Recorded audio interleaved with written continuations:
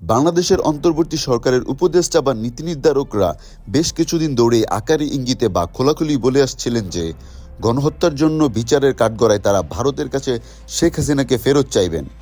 অবশেষে শেখ হাসিনার ভারতে পদার্পণের ঠিক 4 মাস 18 দিনের মাথায় নোট ভার্বাল বা কূটনৈতিক যোগাযোগের মাধ্যমে ভারতের কাছে বার্তা প্রেরণ করা হয়। বার্তাটি হাতে পাওয়ার কয়েক ঘন্টার মধ্যেই দিল্লির পক্ষ থেকে সেটির প্রাপ্তি স্বীকার করা হয়। ভারতের পররাষ্ট্র মন্ত্রণালয়ের মুখপাত্র রণবীর জয়সওয়াল জানিয়ে দেন যে তাদের এই বিষয়ে এখনই কিছু বলার নেই। এরপর আরও কয়েকদিন কেটে গেছে। দিল্লির পক্ষ থেকে এই ব্যাপারে এখনও কোনো প্রতিক্রিয়া যেমন দেওয়া হয়নি, তেমনি বাংলাদেশকে নোট ভার্বালের কোনো জবাবও পাঠায়নি ভারত।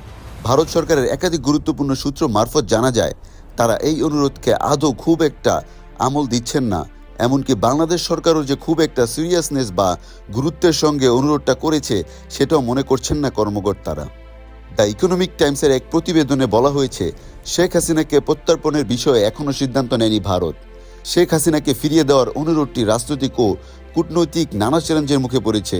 ভারত বাংলাদেশের প্রত্যর্পণ চুক্তির শর্ত অনুযায়ী রাজনৈতিক প্রকৃতির কোনো অনুরোধ কার্যকর করা যায় না। এছাড়া ভারতের সঙ্গে শেখ হাসিনার ভূমিকাও গুরুত্বপূর্ণ।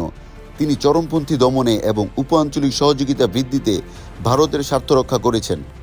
ভারতীয় সূত্র মতে বর্তমান মোহাম্মদ ইউনূস সরকারের চাপ থাকা সত্ত্বেও ভারত তড়িঘড়ি করে কোনো সিদ্ধান্ত নেবে না। ভারত এই ধরনের প্রত্যর্পণ অনুরোধ পরীক্ষা নিরীক্ষা করবে এবং এতে বেশ কিছু মাস সময় লেগে যেতে পারে বলে ধারণা করা হচ্ছে। ভারত দীর্ঘদিন ধরে অতিথিদের স্বাগত জানানোর ঐতিহ্য ধরে রেখেছে, যার উদাহরণ দালাই লামাও। বর্তমান পরিস্থিতিতে যদি শেখ হাসিনা বাংলাদেশে ফেরত আসেন তাহলে তার জন্য একটি অনিশ্চিত ও ঝুঁকিপূর্ণ পরিস্থিতি তৈরি হতে পারে বলেও আশঙ্কা করছে সূত্রগুলো। বিশ্লেষকরা মনে করেন, শেখ হাসিনার প্রত্যর্পণের অনুরোধ ভারতের তেমন একটা আমল না দেওয়ার বড় কারণ হলো তার দেশ ছাড়ার পেছনে বাংলাদেশের সেনাবাহিনীর ভূমিকা নিয়ে প্রশ্ন। শেখ হাসিনা যে বাংলাদেশ সেনাবাহিনীর প্রচ্ছন্ন সমর্থনেই নিরাপদে দেশ ছাড়তে পেরেছিলেন বা বলা যেতে পারে একটা সেফ প্যাসেজ পেয়েছিলেন, তা এখন আর কোনো গোপন তথ্য নয়।